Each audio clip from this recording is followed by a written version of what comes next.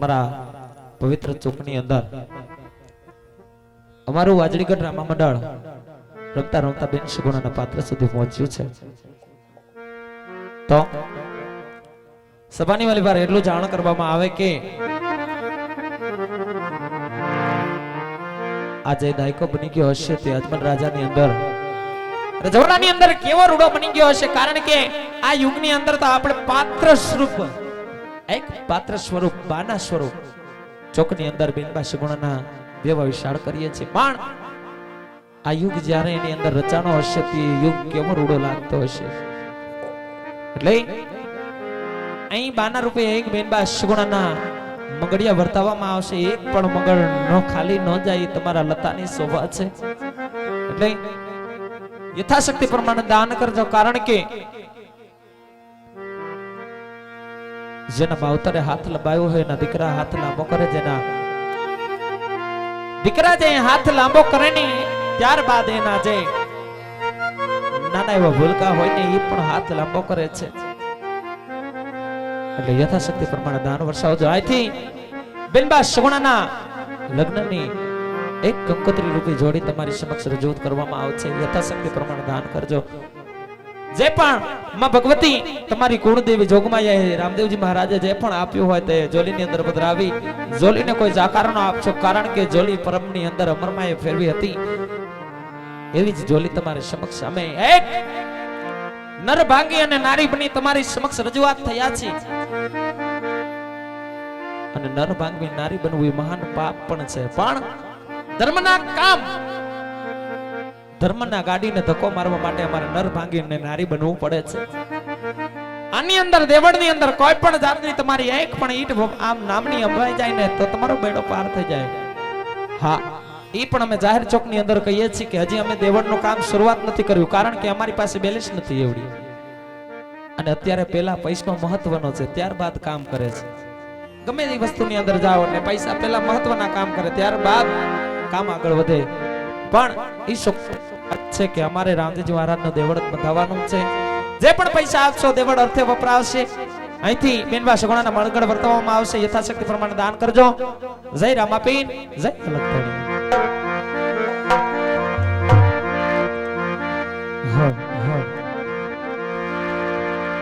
અરે પેલા પેલા મંગળિયા રે વર્તાય શોભા ગાને કેવાય કેવાય વાલા